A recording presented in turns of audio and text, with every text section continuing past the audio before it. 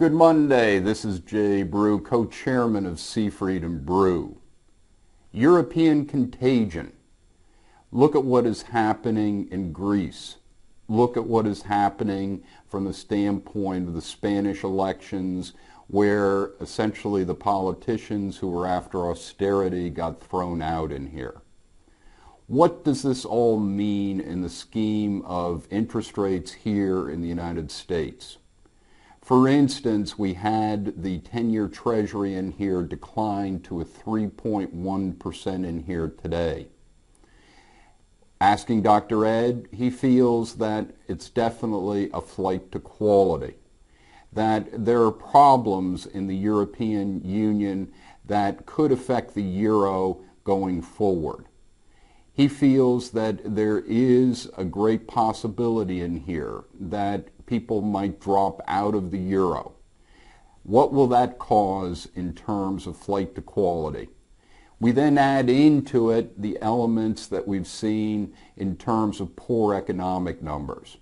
Dr. Ed reiterating that this housing situation is only getting worse before it's going to get better, with housing prices still declining year over year, with starts and permits at really very weak levels, that this situation in terms of headwinds along with the European contagion could in fact make interest rates in the U.S. drop even further. Once again, putting on hold the Fed doing anything in order to unwind their portfolio, as we've discussed before, as well as increasing interest rates in here.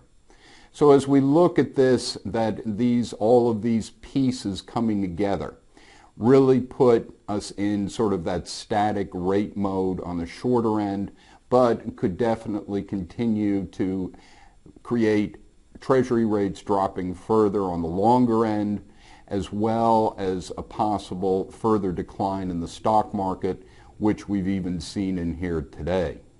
One good piece about it is that oil prices have come down in here.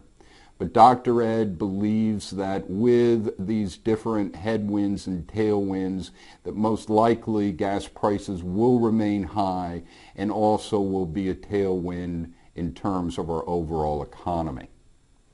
I also wanted to talk a little bit about some capital planning that we were working over the last week. Interestingly enough, one of the things that the regulators have brought up is placing what they call event triggers into your capital plan. Where this might sound from a regulatory standpoint as somewhat a burden, I feel that it makes a lot of sense. That to have certain triggers in place if certain events take place, that if we went back and looked at the failed banks and their history, as well as banks that had significant problems, that if they had hit the event triggers, that essentially those event triggers would have made them reassess their capital and perhaps made moves in order to strengthen themselves before it was too late. So when we look at event triggers, I feel that the Seafried and Brew Total Risk Index is an excellent way to create an event trigger. That if it goes over a certain level, that then the boards have an independent way of looking at risk.